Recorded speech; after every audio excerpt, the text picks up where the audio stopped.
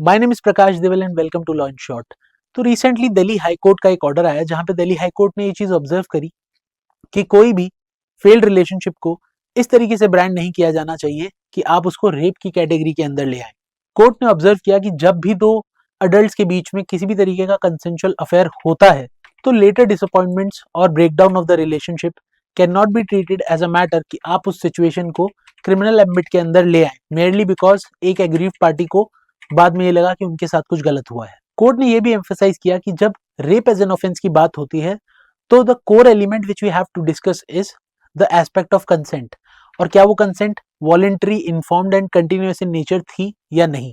और इस particular case में कोर्ट का ये कहना था that mere allegations of betrayal or emotional hurt do not fulfil the requirement of lack of consent कि आप ऐसी सिचुएशन को रेप एज एन ऑफेंस के स्कोप के अंडर ले आए। कोर्ट ने यह भी क्लैरिफाई किया कि क्रिमिनल जस्टिस सिस्टम को किसी भी तरीके का इंस्ट्रूमेंट की तरह यूज नहीं किया जा सकता just because there is some sort of emotional vendetta, especially उन तरीके के केसेस में जहां पे कि एक प्राइवेट कंसेंशुअल रिलेशनशिप इन्वॉल्व हो।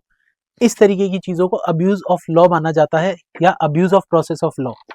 सो this is it for our today session. Until next time, keep learning, keep growing. This is law in short.